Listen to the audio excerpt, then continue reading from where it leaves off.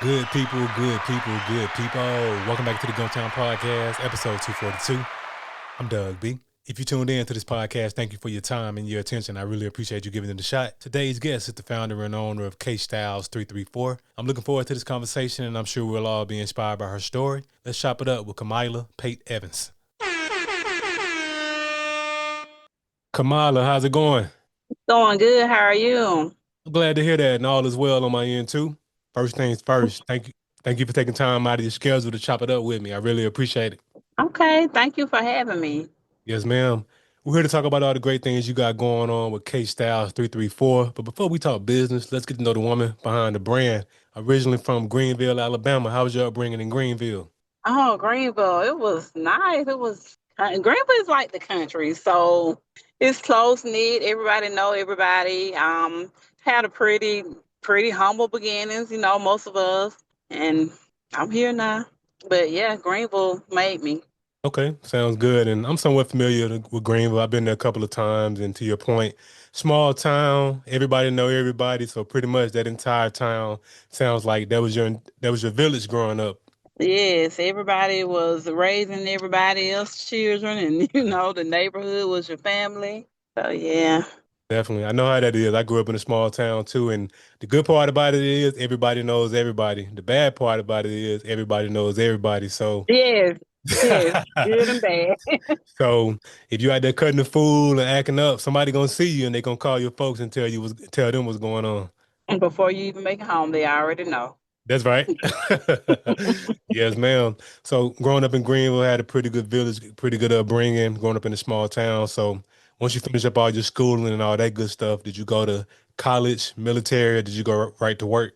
Well, after high school, I did work some, but I've always wanted to do hair, so I eventually made it to cosmetology school, and I ended up. I started out. I got my barbering license first, and a few years ago, I went on ahead and got my cosmetology license. Okay, sounds good. That's pretty dope that you always knew what you wanted to do and you was able to finish up high school and go pursue that, getting your barbering license first and then getting your cosmetology license.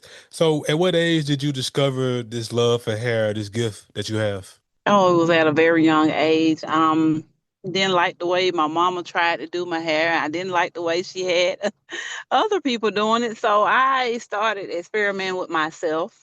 And it was a hobby at first, and I got good. My friends and my family wanted me to do their hair, and then I started taking it serious.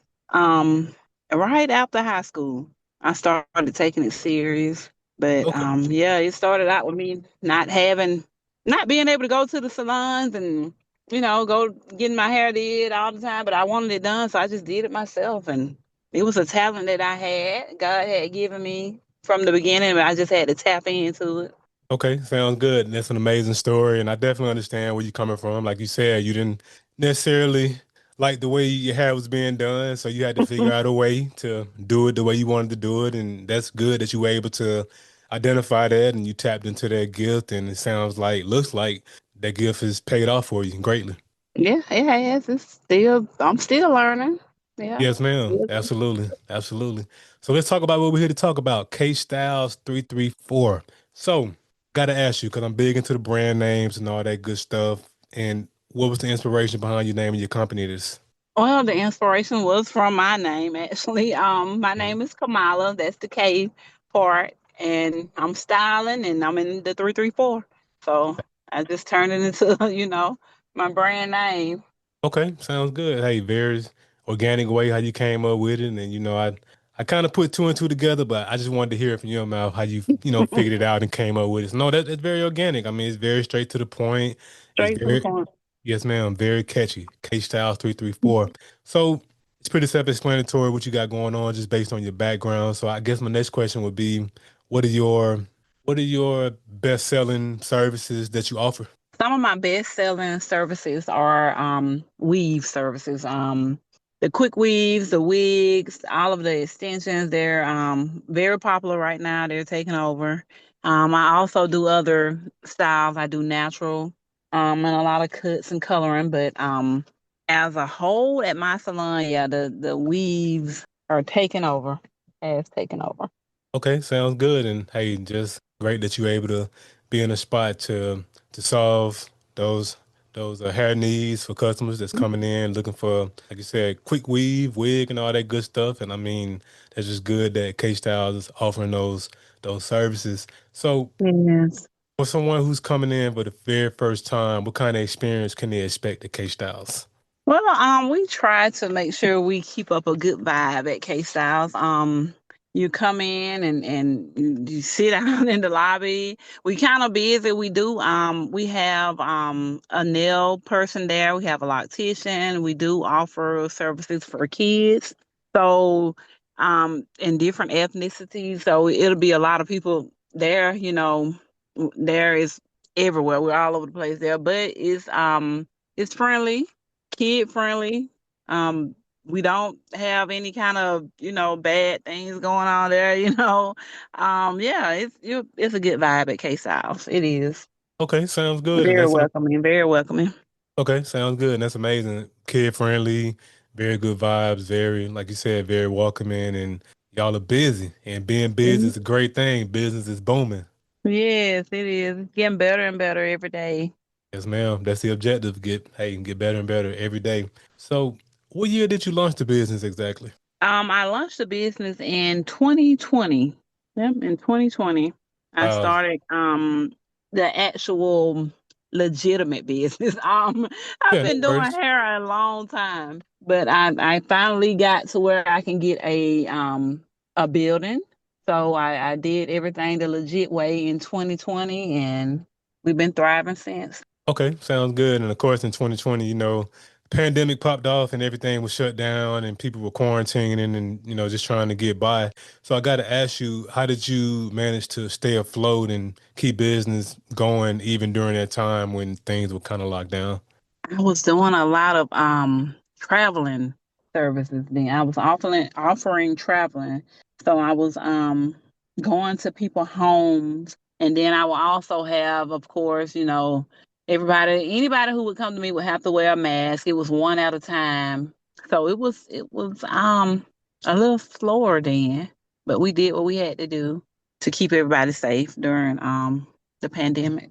Yes, ma'am. Absolutely. And definitely understand that. Just had to make those pivots, make those adjustments with everything that was going on. And, I definitely understand you having to do a lot more traveling and having to slow down the traffic of people coming in and wearing the mask. That was a very interesting time and It things was. were, yeah, things were in a very interesting place. And I'm glad we back to normalcy. I didn't know if we would ever get back to normalcy for real. It just felt like we were just in a movie and it Yeah, was it did. It felt like a movie. felt like we was Like in a you would movie. go outside and it's almost like you can holler and you can hear yourself echo anywhere. I'm just like, Right. yeah, it was Right. different. Yes, ma'am. Absolutely. But it's good you were able to make those pivots and stay afloat and launch the business in 2020. So whenever I have entrepreneurs on the platform like yourself, I like to talk about the aha moment, action, and audacity. So take us back to your aha moment when you first had the idea to turn your love for doing hair into an actual business. Okay. The aha moment was, I think it was when I first started. Well, after when I got my barbering license, and I was taking things serious, but I was like working for someone else at a chain salon after I got my license, and I had a lot of people coming in asking for me, and I left working there, and I came back, and people were still asking me, and I was like, you know what? I just feel like I probably could just get my own thing and have my own shop or build up my. I'm not from Montgomery, but I think I can get a pretty good clientele and just do it myself. So I was sitting there in the salon that I was working in. I won't call the name, but it was a chain salon. And one day, and I was just like, I could do this myself. And that was the aha moment. Me sitting down at someone else's salon, Right. and I was just like, okay, the way that I'm maneuvering in here, I probably could do it myself. That was it. It was like, okay, just try it. Okay, that's legit. That definitely makes sense. I mean, like you said, you're working for somebody else and the demand for you was high there. So you just basically said, hey, I got clientele out the through the roof in this place, I can go and branch off on my own and bring that clientele with me and just continue to do good work. And my name gonna get out there and people gonna find out about me. Yeah, that's what happened. Like word of mouth is the best advertisement, and that's what happened. Absolutely, 1000%. Word of mouth advertising, hey, that's the top of the top because you do good service and do right by one person, they gonna get on Facebook, IG, TikTok, tell everybody about Right. Yeah. you. Yes, ma'am. Good stuff. So the next portion, action. I know you were saying you had been working the business and doing your thing for a while, and then you decided to legitimize everything in 2020. So once you decided to officially legitimize everything in 2020, how long did that process take for you to get the LLC and all the business stuff situated?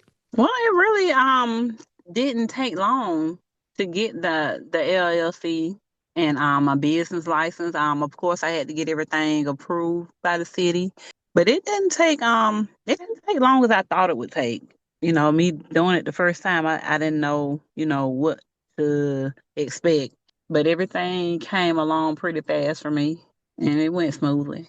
Okay, sounds good. So that's good that you were able to make the decision that you wanted to go ahead and get everything situated. And once you got the ball rolling, everything went smoothly and you got it done in a pretty timely manner. That's what I'm talking about. Yeah, I was scared. I had to get I wanted a team of people who was gonna have my back, and when I did get the building, I was blessed enough to have a couple of people who would come on in and work with me, so it was easier to have people already ready to come in and work with me. Okay, good stuff. And that says a lot about your reputation that people was ready to jump in from the start to work with you and work alongside you. So that's good that you were able to build up a great reputation and people trust you and y'all got the y'all got it rocking and rolling right away. Yes, we did. Okay, good stuff. The last portion, audacity, is one thing to have an idea, it's another to put action behind it. But to put it out to the world, to be praised or criticized, is where the audacity comes in my opinion. And just hearing you talk and just hearing you having that willingness to bet on yourself, it sounds like you gave yourself that audacity. Yes, the audacity.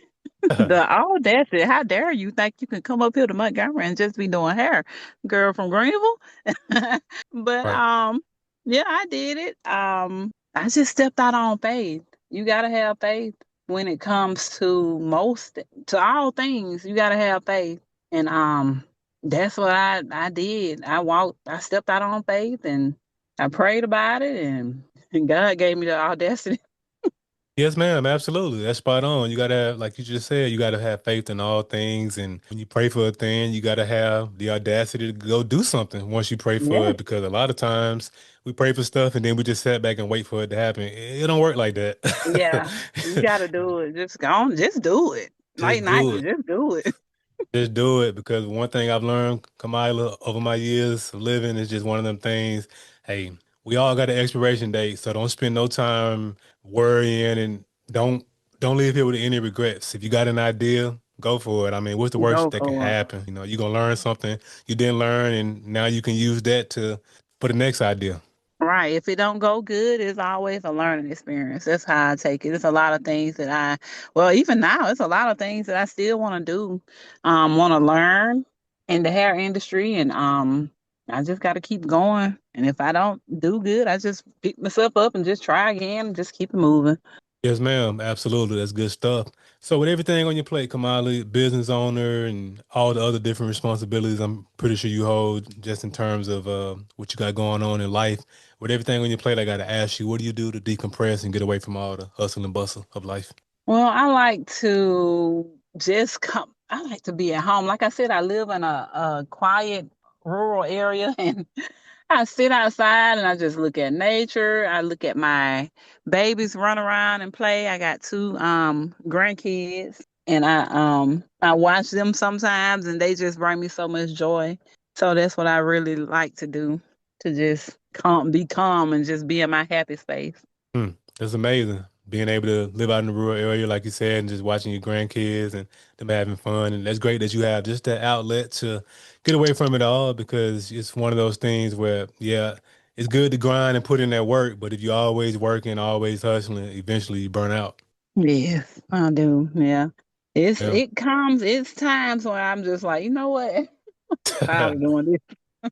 Right. But I just keep going. I look at how much I put into it and I just try to keep going. Right. Definitely understand that. You've done great things for the business, and I know great things are coming down the pipeline. So I got to ask you, as it relates to vision, what are some of your short term and long term goals for the business you feel comfortable sharing? Well, when it comes to the business, I would like to add a couple of more services to the business. I guess that would be some short-term goals. I want to do like some brow tinting and some more waxing or whatever, things for the ladies. Um, Long-term goal, I would love to have. Well, I'm going back to school actually to get my instructor license, and I want to have an apprentice or one day try to start a small school. But those are some of my long term goals. Okay, sounds good. Those are great goals, short term and long term. And just in our short time of having this conversation, I have no doubt you'll put in the work, you'll make it happen. Yes. What I'm Yes, gonna do. I'm gonna just work towards it and keep it moving. yes, ma'am. Absolutely.